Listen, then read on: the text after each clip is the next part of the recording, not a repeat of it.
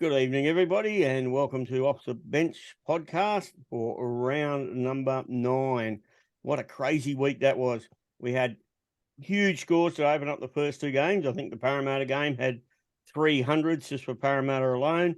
And then the rest of the week, Saturday's games, well, we had underwhelming scores. So we had to ride this huge roller coaster all weekend. And then, of course, we had the Tigers get their first win of the season. Roscoe up there, he's happy, he's cheering. So I've worn the Tigers hat tonight. I've put my support behind the Tigers and their first win of the season. So congratulations to them. I ended up on about 1,110, I think, or something like that. Yeah, some disasters, some winners. Brought Gutho in, so I was very happy with that one. But yeah, it was a bit of a struggle in other areas. How'd we go, Roscoe? How'd your Tigers go? Well, after the shit I served up last week, I did a couple of nice trades. One of them was bringing Gutho in for Turbo, who got 113, like you. Very happy about that. Had Campbell Graham, had Dylan Brown, had Fafita, Luke Tynes, Top Mawali's 12, but I can take that on the chin. But I finished on 12.98, so pretty happy about that. Should see some really big green arrows this week and get me back up to where hopefully I need to be and can stay there. Very good. No, cracking score there. Timmy, what's happening? Evening, gents. Yeah, not too bad. Not quite as fancy as Roscoe's, but not a bad round. 11:31, I think, before updates.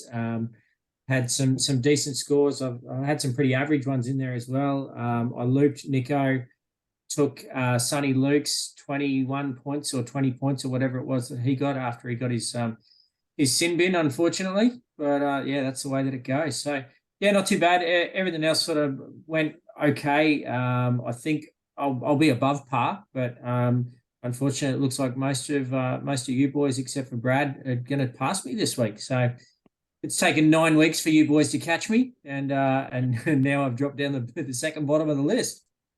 Hey, Tim, you're not going to mention who you left on the pine, are you? Or are you planning on avoiding that? Oh, Connolly Lumulu. It's pretty tough when you're watching some big scores, and 1150 I'm pretty happy with. But yeah, add another 120 in there instead of Sonny Luke. That would have been a bit nicer. But look, I played him for the first 7 rounds and haven't played him for the last 2 weeks. Yeah. So it's you win some, lose some. But yeah, I'll probably move things around this week, put him back down in centre wing, and I think he's a week-to-week play down in centre wing at least, just for some staple points. Oh, nice. Man, Guy, lastly, how'd we go, Guy? Yeah, not too bad. Evening, lads. Not as bad as, not as good as Roscoe. Had, same as Roscoe, had Nico captain, had the likes of Brown and Deefy. Also, Hopgood, holding him, turned out to repay me with a ton. But yeah, they also had quite a few low scores. I think my centre wing, all 4 of them, Garrick, Marzu, Holmes and Turuva, none of them scored over 40. So I think that was my main area of concern. Ended up with 1189 pre-update, so hopefully still inclining and moving up in the ranks.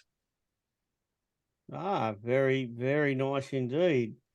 All right, so we'll just give a quick shout out. What about yourself, Brad? Yep. Well, that's what I said. I got 11. That's what I said. I got 1110. I looped Hines, which meant that I actually got Moulet's score of 13 or something disgusting. I think I only looked at it for 2 seconds, but it was definitely under 20 as my AE. Yeah, there was a few unfortunate disasters that crept up into my team. Stefano, I was forced to sort of play him and he got his old 39, so thank you for that. But I did have Dylan Brown, I had Fifi. As I said, I had Gutho, and I played Khan Pereira for some god-known reason. Didn't even make sense to play him, but I did. So I was very happy for that. Holmes, we'll talk about that later. That's just a tragedy 26 there, isn't it? It's just, that's crazy stuff. So, but I haven't taken my own advice. Now, I hope everyone read the article the other week. I told everyone about Fanua Blake. Well, Fanua Blake started at lock today. So I think that's back-to-back tons or something crazy since I wrote about him and gave him a big plug up as an ultra prod. I don't think he's an ultra prod anymore. I think the ownership stocks are quickly climbing there. So, but I didn't get him because I'm an idiot. I'm renowned for doing this. I give shout outs and I never pick it up myself. I did it to Ruben Cotter last year. I said at the beginning of the year he was an almost must have, and I never got him myself. I was planning on bringing him in this week because I needed another front row forward because obviously I had halves out like everyone else did, but I didn't want to play Mawali either. And obviously I had Welsh out as well. And I wanted to bring him in, and it was coming down to either going AFD or going Gutho, and I think I made the right choice. But I wish I had the cash to go both because I ended up bringing Palacita in, the one you mentioned, Guy. He got 35 or something. I think that's not bad. He didn't play massive minutes, but I'll take it. I mean, I'm not going to upset. I won't play him every week. I'll just play him during the bye period when I'm short on numbers, but could have been worse. I mean, it was only 230k, somewhere around there. All right, so now we're going to move along, and we're just going to give a bit of a shout out to our leagues that we have up and running in the off the bench. We've got 3 seeded leagues that are running, and then of course we've got the overall league. In the top in seeded league number 1, our leader at the moment is, I'm just having a look, Kyle. Congratulations, Kyle. You're leading by a couple of 100 points there. Kyle and his team, the Nightmares, obviously must be a Mad Knight supporter. But no, you're going very well, Kyle. And a big shout out to all the people in that league. Keep trying your guts out. You actually ranked 47th of 11,000 or nearly 12,000 leagues. So, I think for a league that we got together towards at the last minute and we strung together, really well done to be running there. How's the other leagues going there? Who can comment on those ones? Timmy, how's your little 12-man league going? Yeah, look, I'm in. I've got the. Sorry, we're a 20-man league as well, but you're a 20. Sorry, yep. The third seeded league. At the moment, we've got Dan from Supercoach Tragics. His team's called Godonkadonk, and he's leading our comp just ahead of me on for and against. Then a mate of mine up in Gladstone, Philip Young, or from Gladstone. He's now in Brizzy, but yeah, Youngie's doing all right. He's just behind us, and I'm not sure who it is, but Johnny Goodnight Gammalite. That'd be Johnny Masters. Yes, that's Johnny. Yeah, so it's pretty tight. There's 2 of us on 14 points, and then 4 on 12 points. So there's bugger all in it. Very good. And lastly, how's that seeded league number 2 going there? Can you Roscoe? do that one, Guy? You got that one there, Guy? Guy? Can you? Yep. Yeah, I can get that one up. Since it's Roscoe's Roscoe's league. Yeah. Whatever. In first place is Michael, coach of Beans Means Hines. Love it. 14 points. Well, it's actually the top 4 are all on 14 points. Winston's mother, Kim, Hines' mum behind bars, Ross, and MG, the 13th, Matthew, all lead equally. Awesome. And where's it ranked overall, Guy? 696. Yeah, sorry, my league's 581. Oh, geez, you're beating the second place league. That's excellent work there, Timmy. We'll just sneak up. We'll just keep sneaking along. All right, and our overall leader in our group. How are we going we've got Grant, coach of Mongols, who's another Tigers Tragic as well, sitting 75th overall. So nice work there, Grant.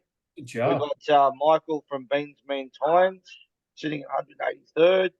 And then we've got Rod, the coach of Squirrel Grippers, who's another Tigers Tragic. He's in 394 overall. So that's our top 3. Good work to all those 3. And Grant there leading the pack. Keep it up, mate. I hope you have a listen. And we give you some advice, or don't do what we do, because he's obviously not listening to us.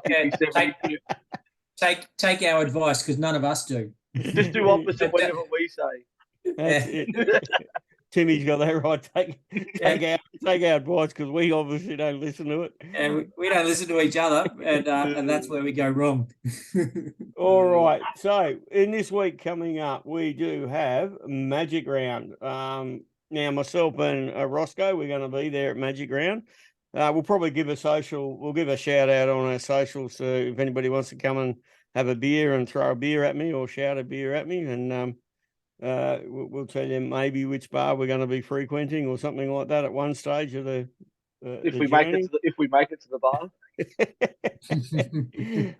But no, it's looking like being a cracking weekend. The first game of the round coming up is, I think it's the Bulldogs round, isn't it? It's the Bulldogs game. Yeah, Bulldogs versus the Raiders. Who wants to have a little bit of thought about this? And how did the Bulldogs and Raiders players go this week?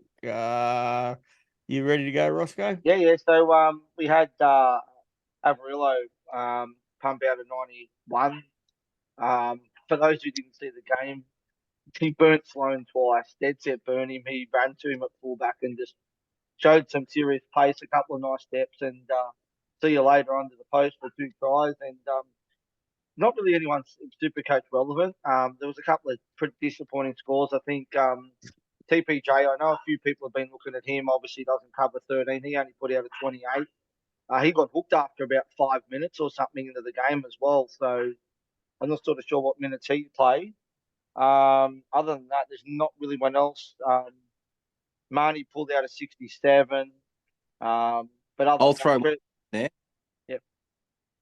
From the Dogs, I actually don't mind RFM. He's only about 330k. Put up a 63. Just with all the injuries in their forwards, I just think he's a solid option at that price. If you're looking for a downgrade. Yeah. Yep, sorry. I was just about to say another solid option at which I'll let Guy jump in on now because he's got a love affair, I think, with this one. Is it, you like the horse, do you, Guy? He's going to be playing this game. But you don't love risky. I've already got Tapane. I don't know if I want to go with both Canberra props. But again, I just think front row, I don't want to be making too many trades. I love him as a player. Same with DeBellin, who's another option at front row this week. But yeah, I've just got Tapane and Haas and just hopefully don't have to touch it too much. Yep. They'll always play in this first game. What else you got on this first game, Roscoe? So Joe Croker put out a 69, which is quite good for those who got him. Obviously, we don't know what's going to happen next week if Savage comes back into the team because he absolutely killed in New South Wales Cup yesterday. Tarpany punched out a 60, but other than that, there's not really much else for there really. I mean, White 133, but you wouldn't touch him. I mean, that's probably a one-off game for him. Other than that, there's not really anyone else for me for the Raiders, to be honest with you. Jack Whiten is an interesting one. If he's not going to get named for Origin, he wouldn't be a bad pod play for the round 13 bye, especially. Just bringing up his figures right now. So he's only 466, 500 at a break even today of 76. I know that he hasn't been scoring overly well. Like he had a 3-round average of 36.7 and a 5-round of 40.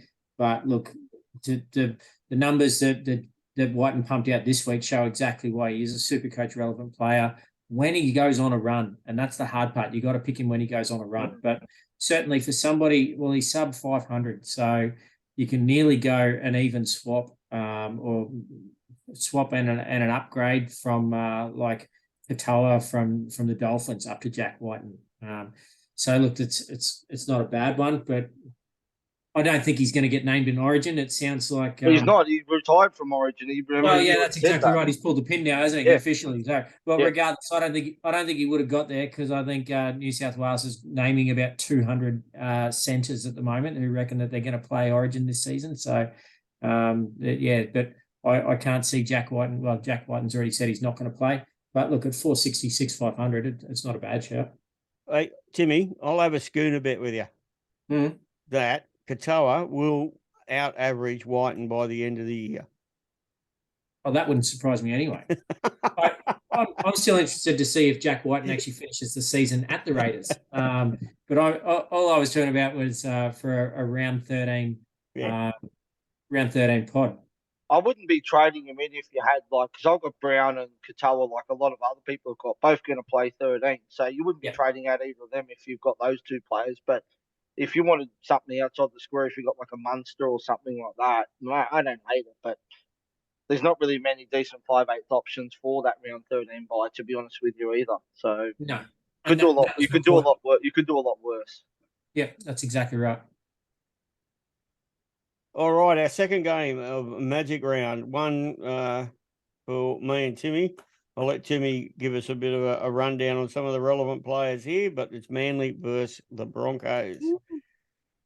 Yeah, look, this is going to be an interesting one. I'm certainly interested to see whether or not Turbo really is as fit as everyone was sort of trying to make out that he probably could have played this week, but might have hindered himself a little bit more. So yeah, look, I don't know. He looks a bit busted at the moment. Even when he went out the week before, he was limping sort of as he was walking out onto the field. So I'll believe it when I see it if he actually turns up or not. I've got no doubt that Manly will be playing through the media that he is going to play this week, obviously, so that they get more bums on seats for Magic Round. It is their home game, so I'm sure they get some kind of spoils out of that when all the pot gets shared out between the NRL clubs. But yeah, look, he's this week, Paddy Carrigan knocked out a 66. I thought he was actually going to go better than that. He did play 80 minutes or close to it, and I really thought he'd do a little bit better than that, although his averages have been down this season. Outside of that, look, I held Walsh. I was selling Walsh to Teddy, and then once Turbo was ruled out, I reversed that trade. Really disappointed now that I didn't go with the gut and do it, but then it just seemed like a smart play, and I saved a trade in the end by not going the way that I was going to. But yeah, look, it cost me some points. It's going to cost me the best part of probably 80 or 90K after Walsh drops a few more bucks this round. But yeah, look, I don't know. He's still going to be 700K, and I guess then now it'll be an upgrade to get him to Gutho rather than a even swap or a downgrade. What are you thinking about with Walsh? And I mean, I'm holding Walsh like you. What are we doing? I don't know, mate. That's 2 poor games in a row, and even watching him the other night at the game, like he was trying to get involved, but I mean, admittedly, the Broncos were crap, and I can say that because I'm a 12-year member. So look, they just kept trying to force their hand way too often, throwing passes that they really didn't need to. I mean, the desperation in the end with Reynolds kicking on that first tackle on the 10-meter line, like that was just bonkers. It's why not hold it for 6 and try and do something? But yeah, look, I don't know. The game was really disappointing to be at. I've been a member for this is my 13th season being a Broncos member, and it's the second time ever that I've left before the end of before the end of the game. So I had an 8-year-old son with me and my father-in-law, and I wasn't going to hang around any longer than I needed to. I'm just going to throw in my 2 cents here as a non-Walsh owner, and I just think Mam was a big out for the Broncos. I mean, Madden is an average player at best, and Mam, I watch these games like you do, Timmy. Mam feeds a lot of ball to Walsh too on that edge, so I think you could hold him and hold him through if you had to. If you I don't think you have to sell him. I think there's plenty of potential there, and we know that he was averaging 98 at one stage. I just think now that he's hit, what did he hit last week? Like a 35 last week and a 25 or whatever this week. So he's going to lose a shit ton of money over the next 2 or 3 weeks.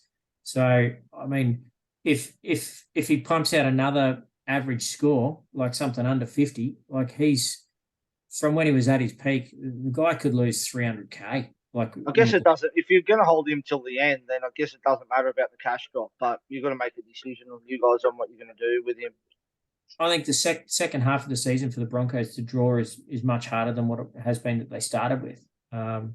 So yeah, look, I'm not sure, to be honest. It depends on what he ends up coming out at value wise after the end of this round. But yeah, there's every chance I'm going to look at a trade this week. A quick thought. And this is crazy. It is, but I love it. I love a crazy one. Has anybody considered Bula from the Oh, it's Tigers? just as soon as you said that, I knew exactly where you were going. That's a segue there. Yeah. Look, he's got looks like he's got a super coach friendly game. Mm. You know, what he punched out 59 this week.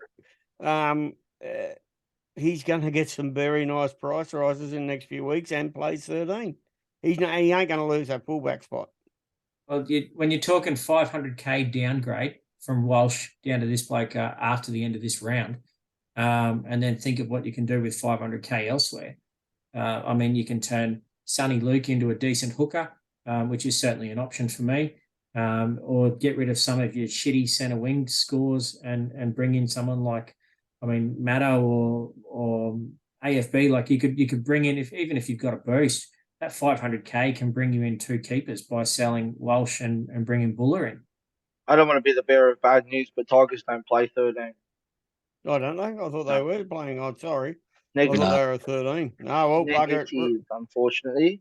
But still, it's still a decent trade when you start to crunch the numbers and what you can do with that 500k.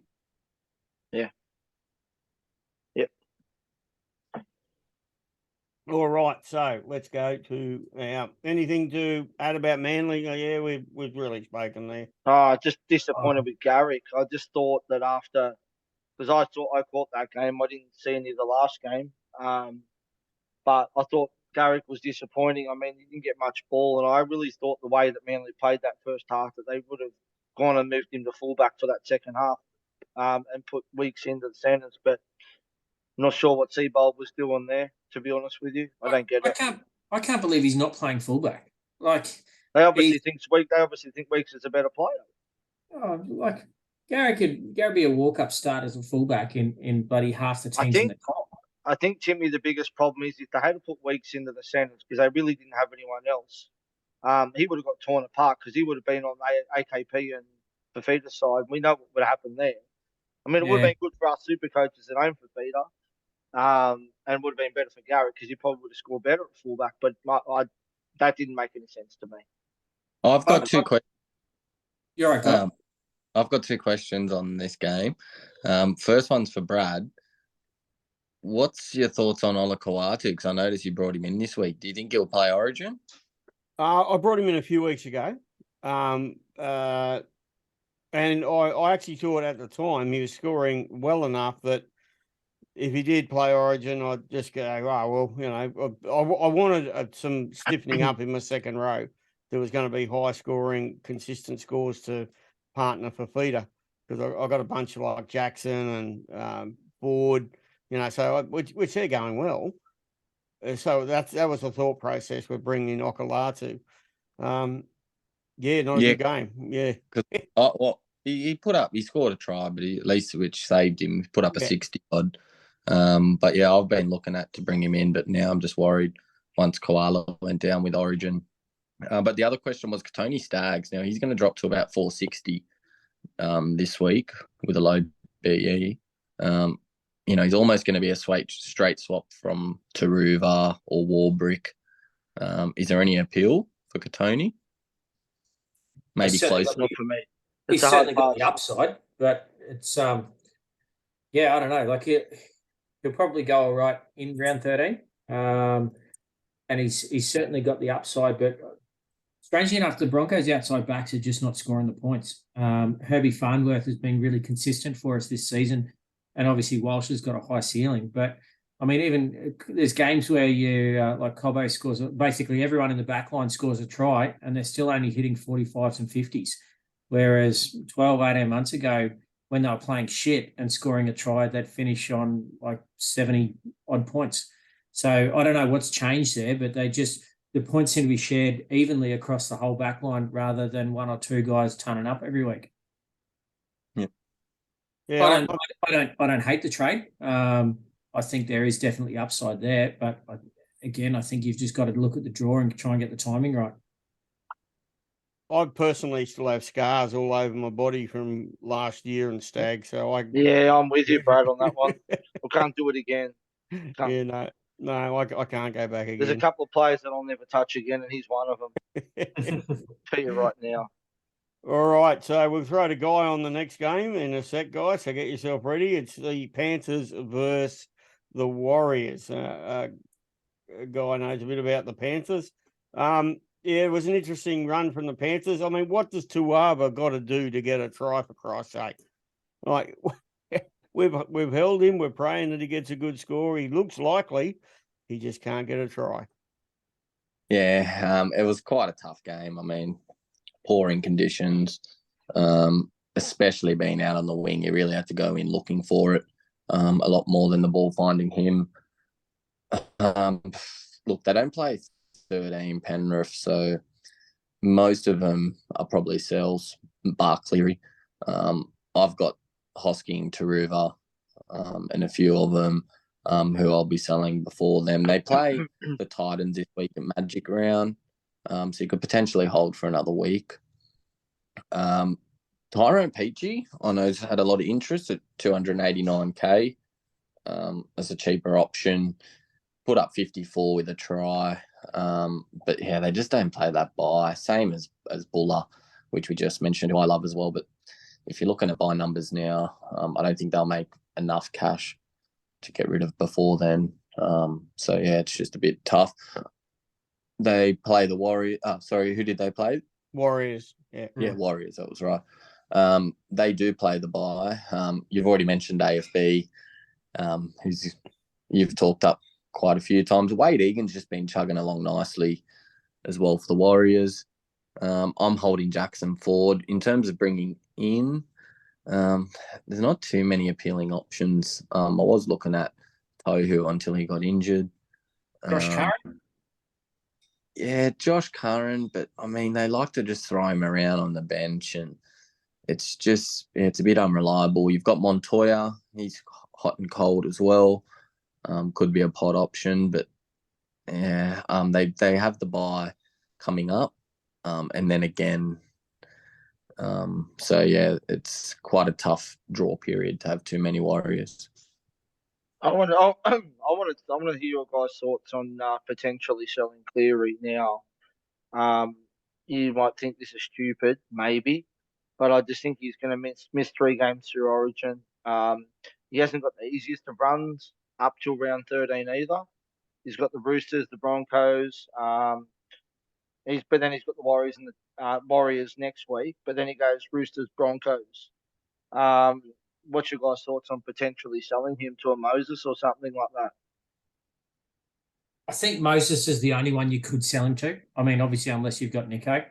I don't see there being enough upside in many others. Like you could go to a DCE who's hit some decent scores this season, but then obviously DCE is going to be out for Origin. So I don't see too many other options but Moses. And then if you've got Moses and Dylan Brown, what do you do in round 14? Because all of a sudden you're starting to fill up a little bit too much, and you won't be able to field 17 players in 14. So do you look at 14 as a big buy round as well and go, well, look, if I get 13 for round 13 and 15 for round 14, like, is that enough? I think people are probably not looking close enough at round 14 at the moment. But yeah, look, Ross, I don't hate it. I think, I don't know what the change difference is between Put it this way. Moses. Put it this way. He had a break even of 146, so he's going to lose a lot. He's going to lose over 100k this week, right? And it'll be much the same next week.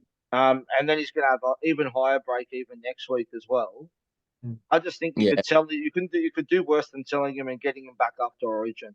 Honestly, that's a lot of cash to be sitting there on the bench to miss 3 games in 9 rounds or something like that. Not even. I heavily disagree. I think there's players you can sell over Origin, but someone like Cleary with that upside, I wouldn't be selling. You say for his tough 2 games, he's playing Roosters and Broncos. His average against them is 79 and 85. So you'd still take that in that week anyway.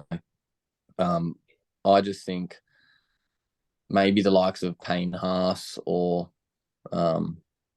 those players that have ceilings capped that are going to play Origin, I'd be more inclined to sell. And you're talking about him missing games. Para still miss the round after the bye anyway. So No, I get what you're saying, but there's no guarantees he's going to back up every game either. I mean, Well, they do play the Dragons in round 14 after Origin. I know it's quite late in the round. Yeah, I don't know. I just think you only need 13 in that bye round anyway. It's going to be the round after that's going to be the one where probably most people will boost or have to push for numbers. what do you reckon, Brad?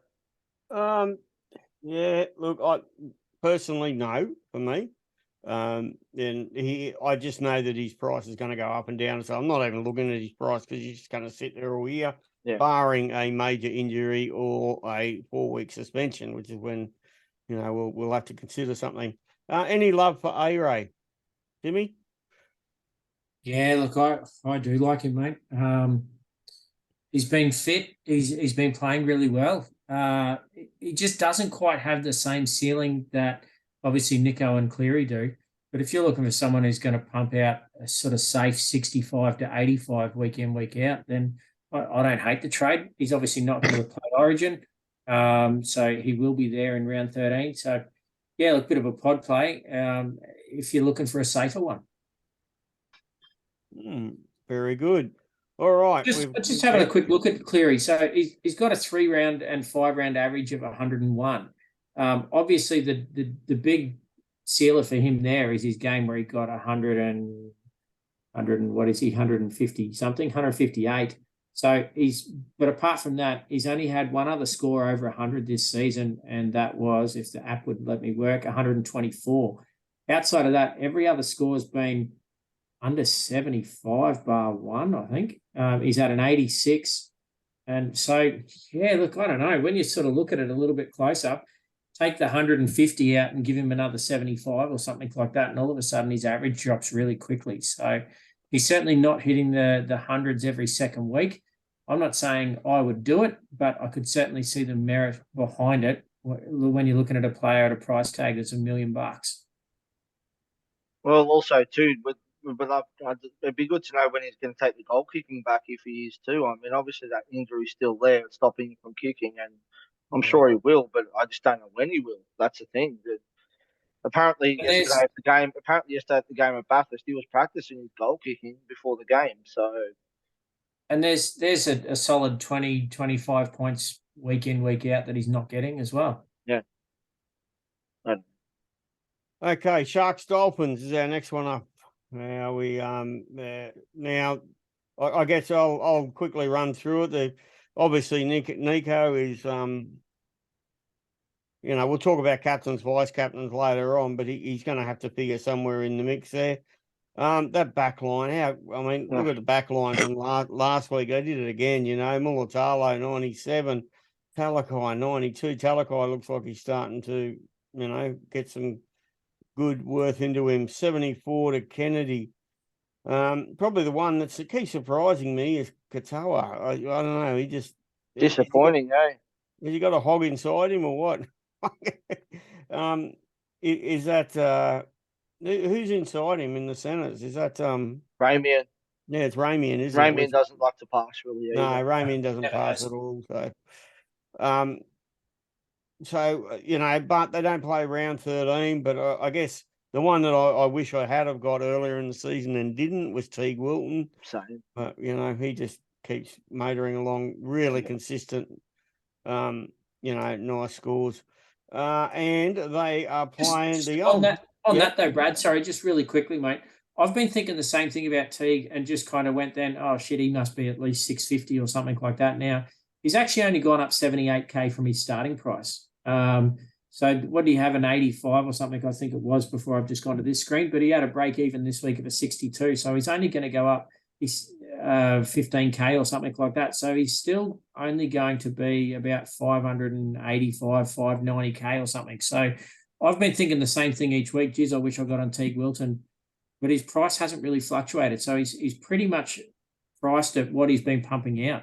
But he's been solid, and there hasn't been too many shit scores in there. So I think as far as meat and potatoes staple type player in your team every week, I think you could still probably have a look at him at under 600K.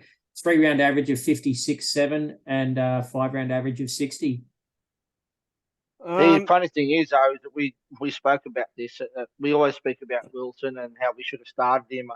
And like just looking at the difference in price between him and Welsh, I mean, geez, I mean, if we knew he was going to pump out these scores, we would have started him over Welsh. But I think we all have the same opinion that Hines wasn't there and he wasn't going to be getting those attacking stats. But he's definitely proved us all wrong.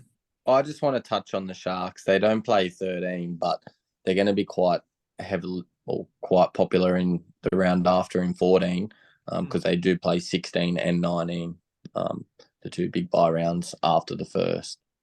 So I think that's when most people are looking to bring them in. As for the Dolphins, there's not too much. I was looking at Ray Stone as a downgrade, as a cheaper option, but he didn't do too well.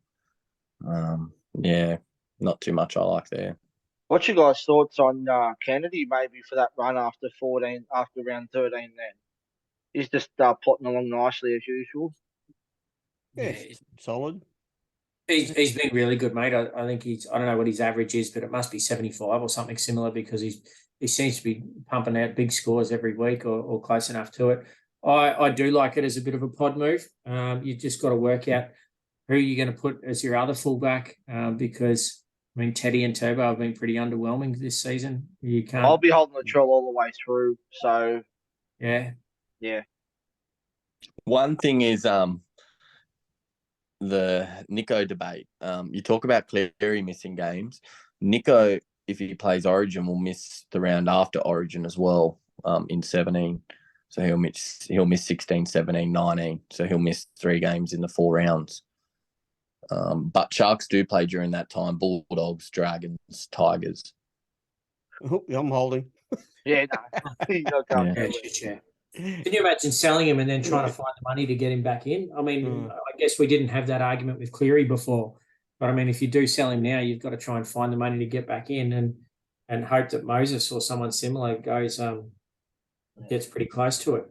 No, but that's why I'm saying I don't mind the Kennedy option because round 16 is Dogs, who he'll be at Origin. Round 17, they're on the bye. Round 18, he has the Dragons. But then round 19, he has the Tigers and he's in Origin. But if he's the non-Origin players are quite attractive. Yeah, I had him. I bought him in for the buy period 2 years ago when I did really well. We finished 151st, and no one else jumped on him, and it was one of the best moves that I did. He just absolutely blitzed it through that buy period. Yep, I remember. The only thing I will say, our chats online about it. The only thing I will say, Timmy, on that one is that he's got a hat trick the other day and didn't even pump out 100 either. So I think that there was a lot of, I think one of them or two of them was off a kick. So, but he's got the upside. There's no doubt about that. He gets heavily involved in those sweeping plays and the attack as well.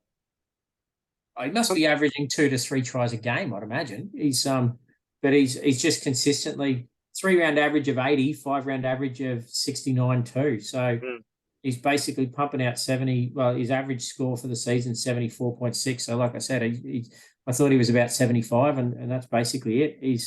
What is he at the moment? He's it says 8th highest fullback. What price is he, Timmy? 676 200. Yeah.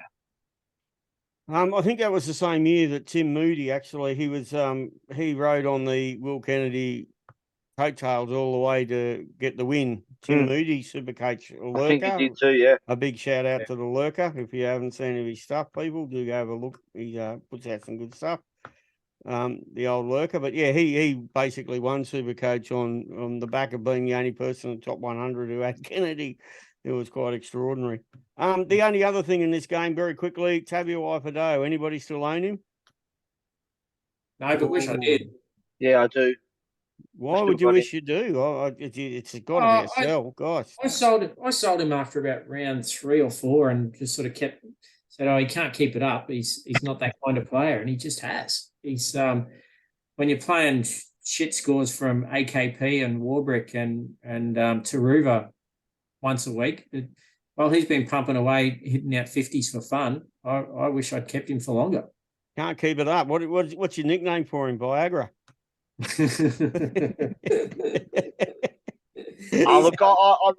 I had other issues when everyone else was trading him out, and I held him, and that was the week that he got the 100 or whatever he scored. He's been very underwhelming since then, Timmy. But I was never going to trade him now, not this close to round 13. I might as well hang on to him now and then sell him later on. Well, 47. What did you get? Do you get? Yeah, 47. He got a 47, and he with a didn't really do try. much. That's Yes, with a try. Yeah, off a kick or something, wasn't it? Yeah. I don't think. Yeah. Not the flashiest. Anyway, a lot of people. He scored half of those points in one play. Threw a cutout to the winger, got a line break assist, and then backed up on the inside for the try. Yeah. Three round average of 65 and 5 round average of 60. I'll take that in my centre wing any day of the week compared to the trash I've been fighting over every week. No, true. You take that over Garrick at the moment. Oh, Taruva. Yeah, Garrick, exactly. Taruva, I paid 770K for Garrick or whatever the hell it was. He's lost me, buddy, 150K in 2 rounds. Yeah, don't worry. I'm going to lose another 100K this week. And then we go and trade him. I go and trade Val Holmes to him last week. Val pumps out 100. All right, we'll move it along. We're only halfway through, so we've got probably the game of the round, the Storm and the Rabbitohs. The Storm and Rabbitohs. Who wants to have a quick chat on these guys? Yeah, I'll have a crack at this one. I think this is going to be the game of the round, to be honest with you. The Rabbitohs, the cheating bastards that they are, playing 14 players. Yeah, they had 14 players on there for the whole 30 seconds. They're already up 22-6. I'm pretty sure it would have made a difference to the result. Oh, that's still cheats. Come on. I haven't seen that. That's an interesting one. Oh, haven't you really? No. Oh, okay. Yeah, no, Latrell's obviously been just absolutely killing it. 96 on the weekend. Campbell Graham, my Uber pod, mate, they pumped out 132 on the weekend as well. Hat trick. Okay. Hat trick. Yeah, hat trick. Cody Walker was all right with the 73 as well. Guy, I know you bought Cook in for a 55. Were you pretty disappointed with that? I know he bombed 1 or 2 tries as well. Yeah, look, I've kind of just weighed up. It was more from round 11 onwards. Their draw opens up. In hindsight, I was a little disappointed only because Hodgson was at 60, but he got downgraded on updates, and he only ended up with about a 40. So I think the trade only made me about 15 points. But yeah, they play each other this week, Cookie versus Grant. But after that, I think Grant's run's better, so I'm hoping he gets some attacks. He's been scoring his floor mid-50s. But yeah, with some attack, I think, he'll have a few big games in him. The other two I wanted to mention was Cam Murray's been very underwhelming this year, guys. I mean, geez, I hope people aren't still hanging on to him. He pumped out a 43 on the weekend. That was disappointing. And the other one everyone a lot traded in this week was AJ as well, who only got out 29. Now, I know we spoke about him last week as an option for 13, but looking at some of these scores he's pumped out lately, he just doesn't have the base, and I just don't think I could go there. He did have quite a few negative scores. He had 2 missed tackles. He got -8 for a sin bin, -6 for errors. Who did? AJ got sin bin? No, Cameron Murray. Oh, sorry, I thought you were talking about AJ. Sorry. -2 for a penalty, and then also -3 for kicking it dead. I don't know why Murray's kicking in the first place, but yeah, it's 21 points in negative, so he would have been at mid-60s score. Still not great though, is it? I mean, he's high price. Well, he was. I don't know if he still is now. No, he's 70, but he also lost 10 minutes of the game as well. Yeah. Well, the Storm. I mean, obviously, a lot of people, still got Harry Grant. Obviously, hang on to him. And I sold Harry Grant to JMK a couple of weeks ago, which I'm pretty happy about at the moment. Other than that, there's not really been anyone else from the Storm, to be honest with you. I don't think it's very relevant.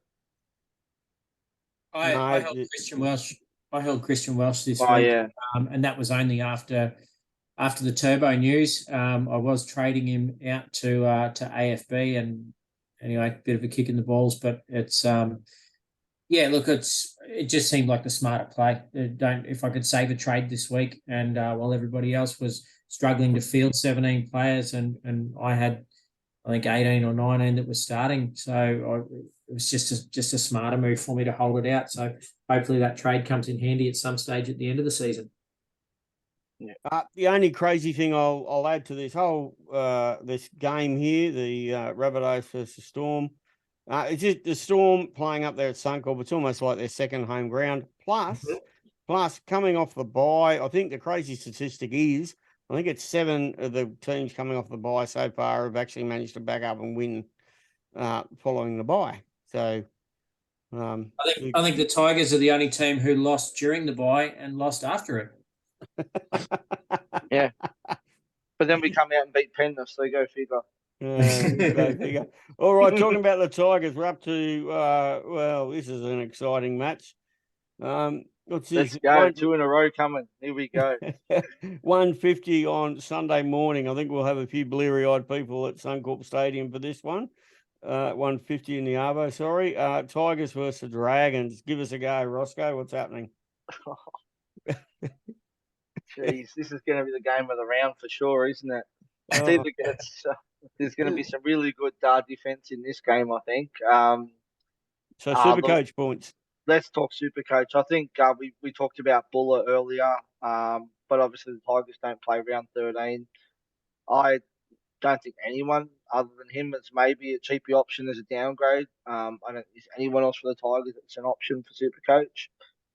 For the Dragons, as we mentioned earlier, I think Jack DeBellin is not a bad option that we mentioned before the pod.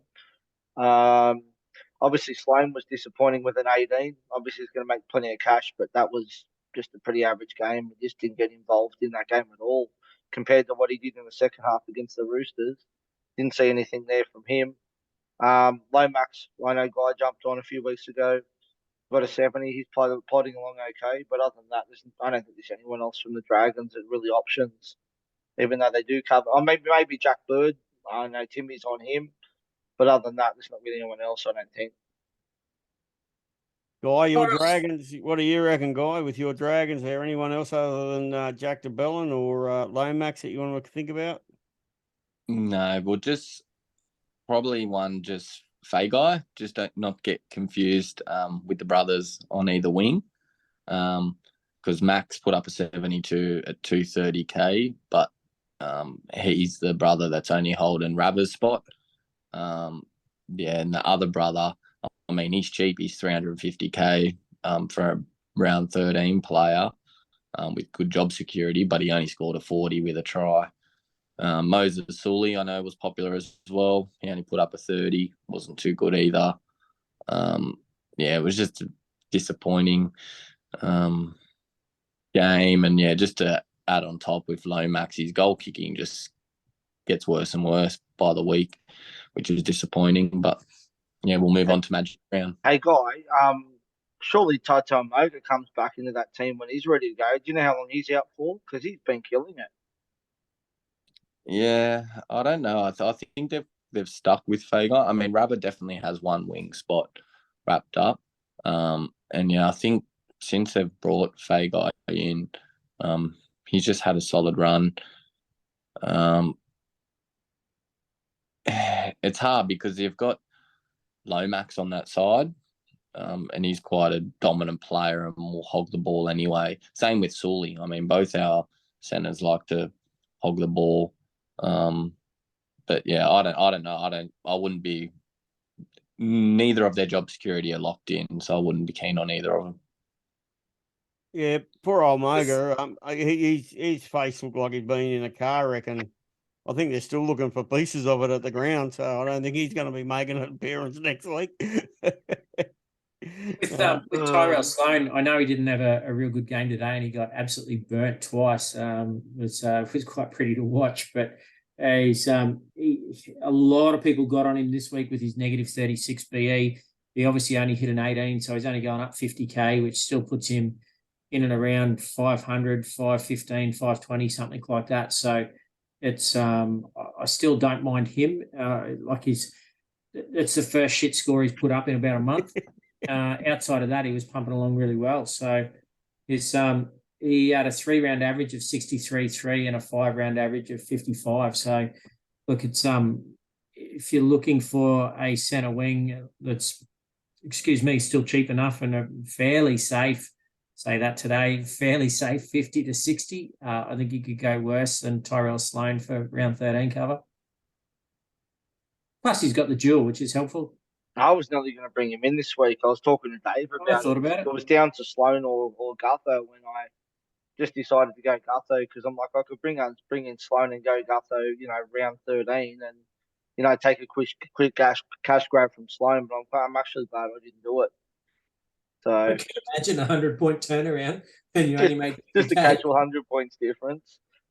All right, we've got the another very good game of the round here. We've got the Roosters versus the North Queensland Cowboys.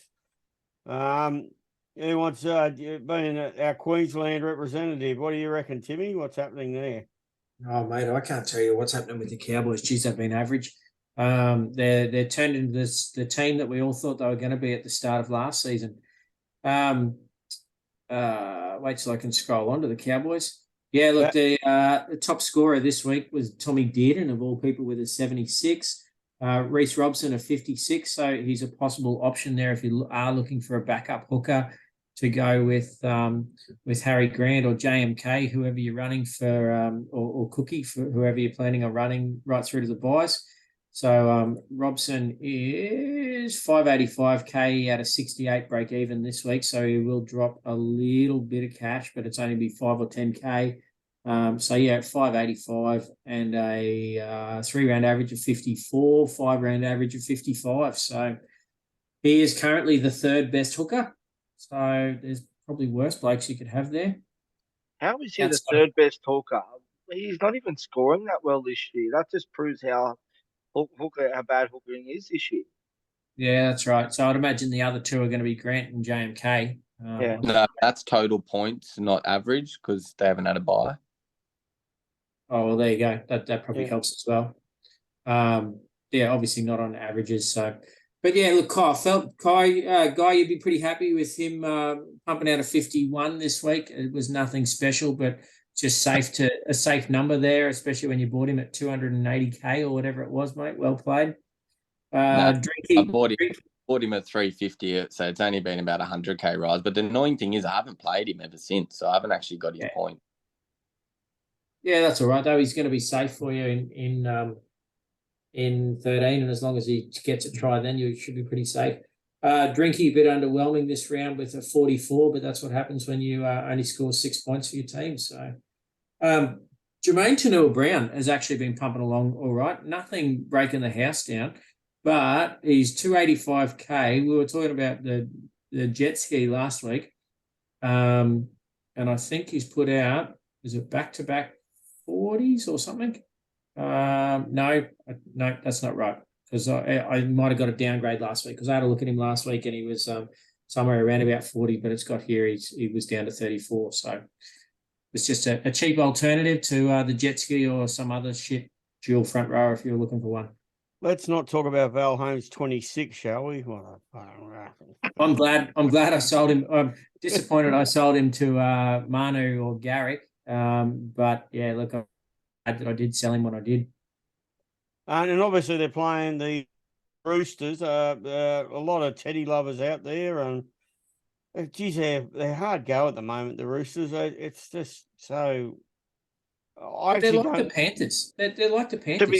To be fair, those conditions were shit in New Zealand today, though. Yeah, it was raining most of the game, pretty much all game. Yep.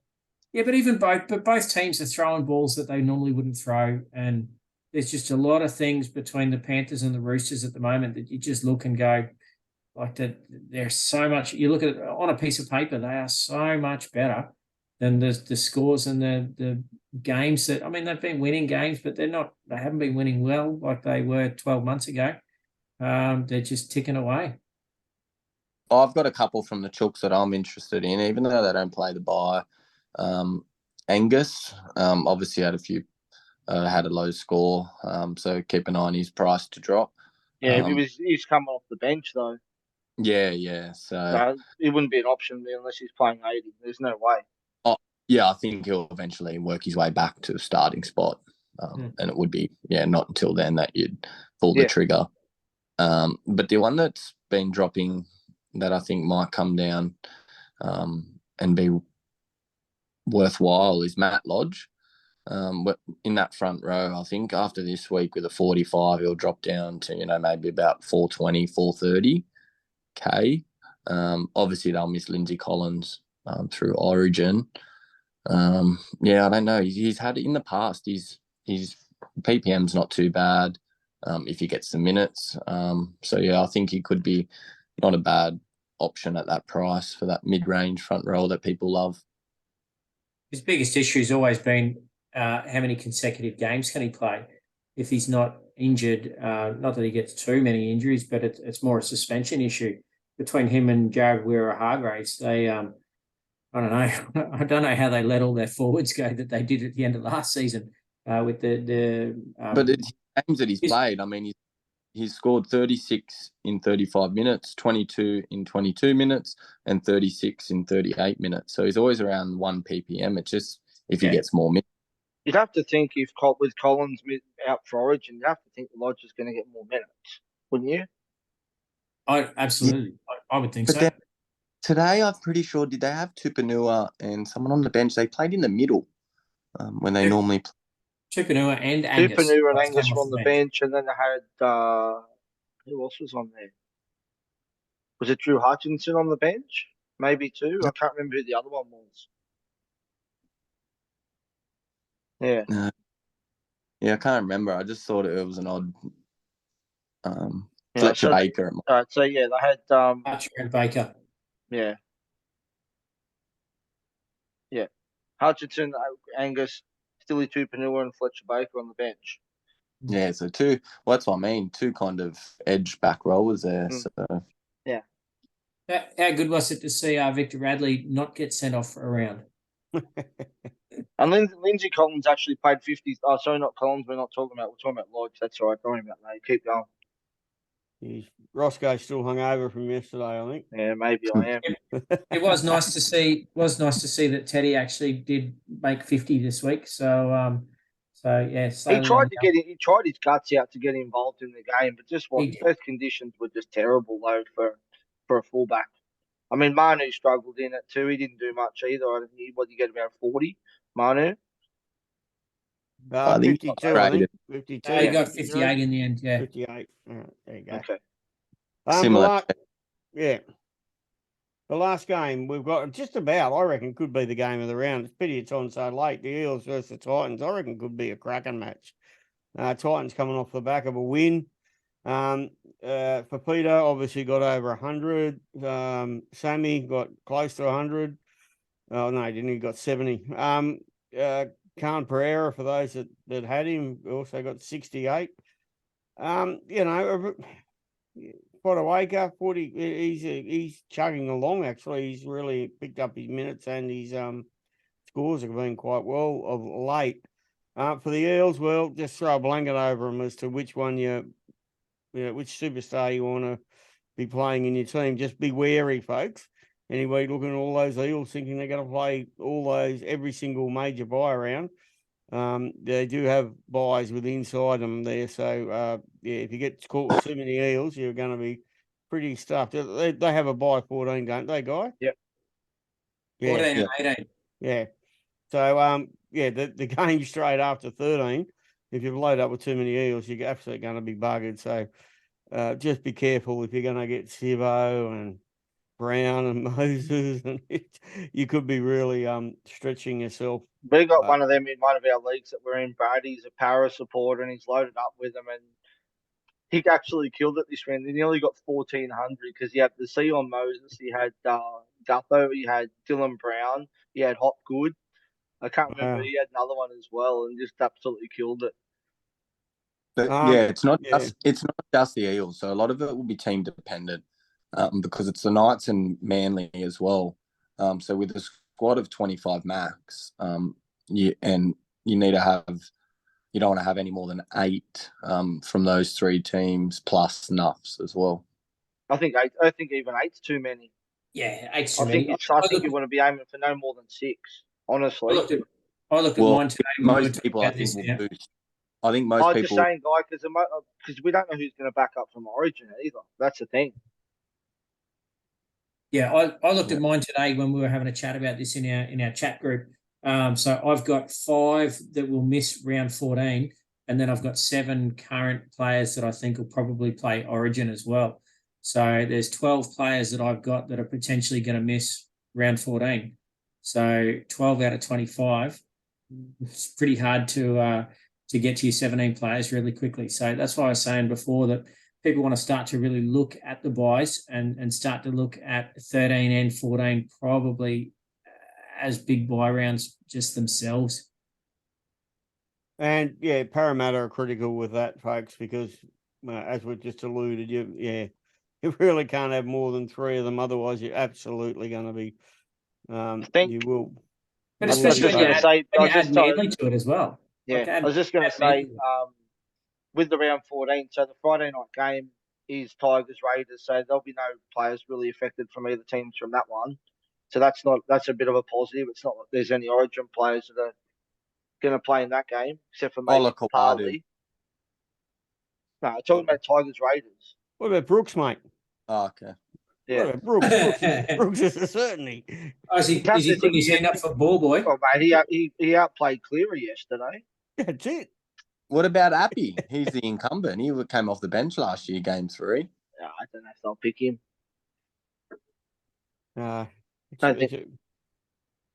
We could be like everyone else and post 1 million proposed possible state of origin sides online and drive everyone nuts, but we won't be doing that. I've got no idea what Freddie's going to do. Knowing him, you'll still pick Luai again, even though he's not in form.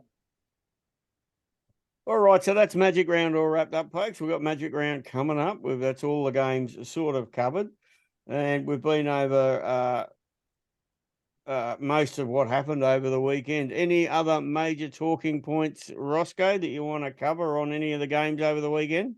No, I don't think so. I'm just looking forward to getting up there and seeing some footy. Can't wait to know if I'm going to last all 8 games, depending on how much alcohol is consumed up there. But be good to catch up with a few of the other guys that are going up as well, and pretty excited for it.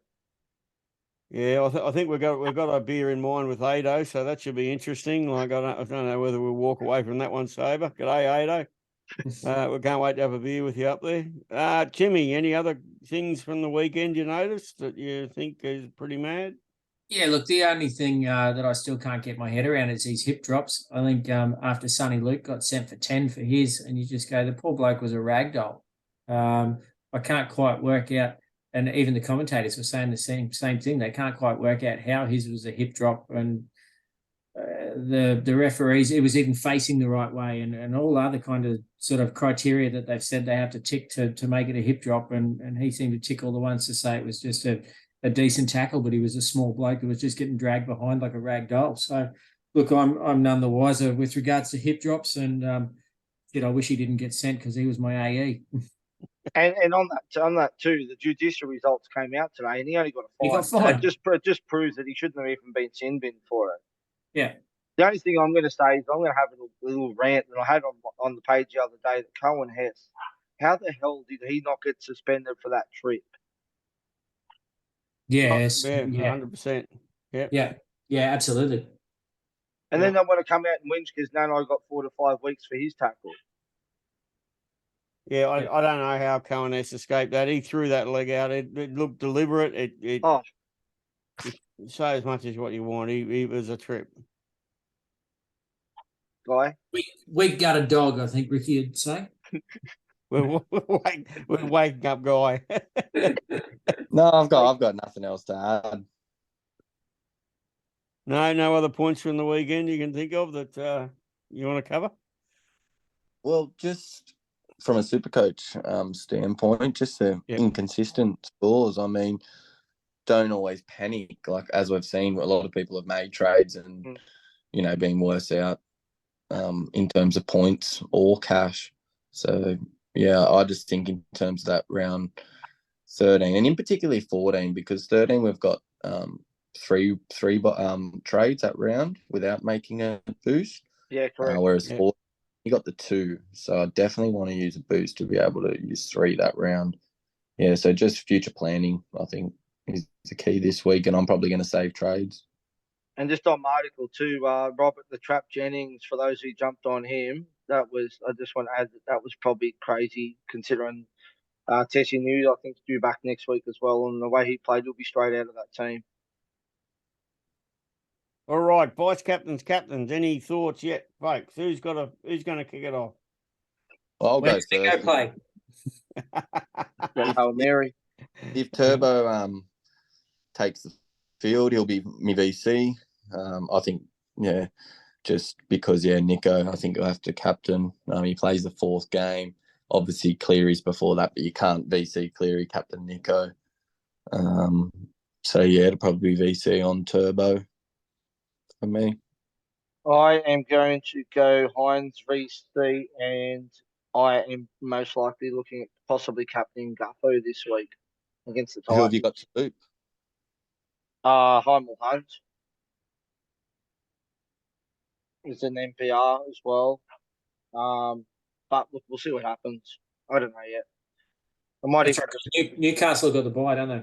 I might even just look at it early, and just go maybe just do what you guys are doing, do Turbo into Gutho, into Hines. I don't know yet.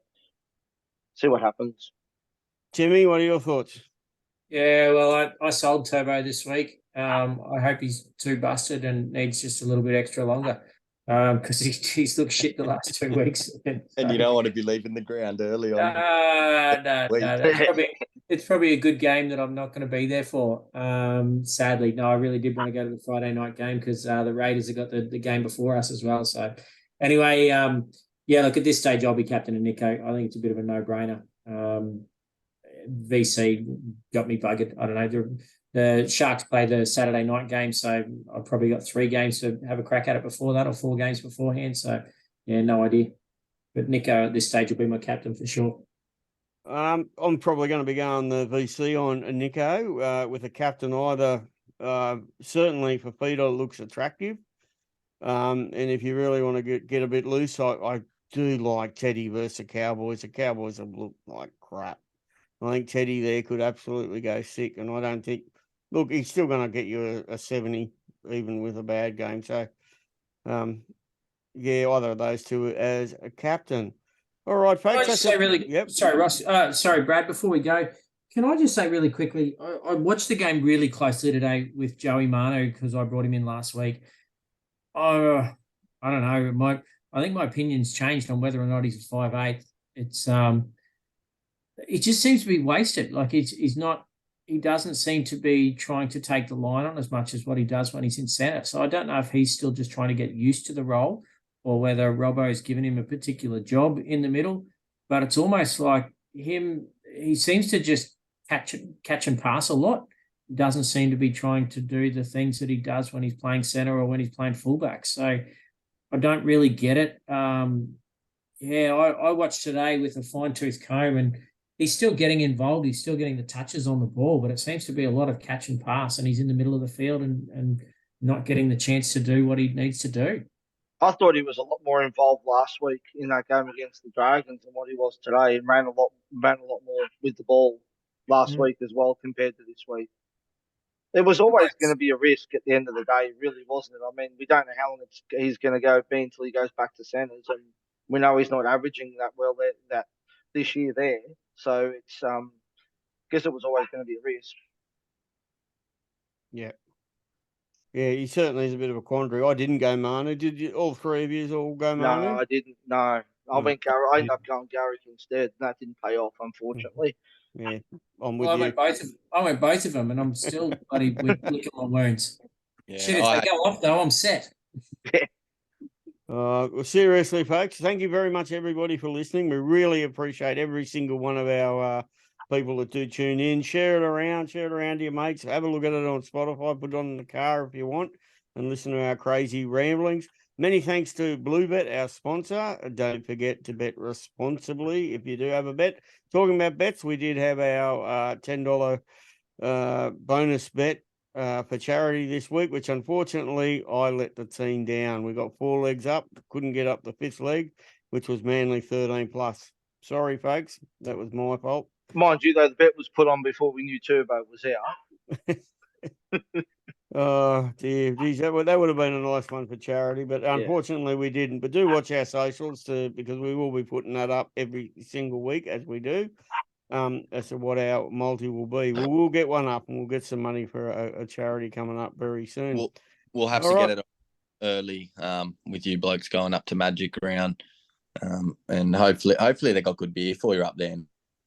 That I'm not drinking that 4X crap, I can tell you right now. It's only 4 pints available at the ground, isn't it, That's Timmy? all right, I'll take 4 pints. Yeah. Oh, it's Great Northern at the ground, is it? Oh, okay.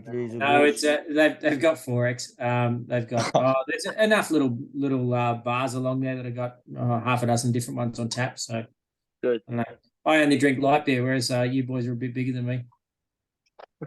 What are you trying to say? What are you saying? Yeah. Is he trying to fat shame me on a podcast here? Like, what's going on? Because he looks like Santa Claus. I was going to say, he's got to keep his belly good for Christmas time, doesn't he? Oh, Jesus, that's a hard guy. Many thanks, everyone, for listening. Thank you very much. And we'll see you after Magic Round with Timmy Guy and Dan from Tragics will be running the podcast this round. And, of course, there will be the Tuesday night podcast, as usual, with Timmy and Roscoe doing the Team List Tuesday. Yep. See you all. Thank you very much. See you, everyone. See you. Awesome. Stay safe and be good.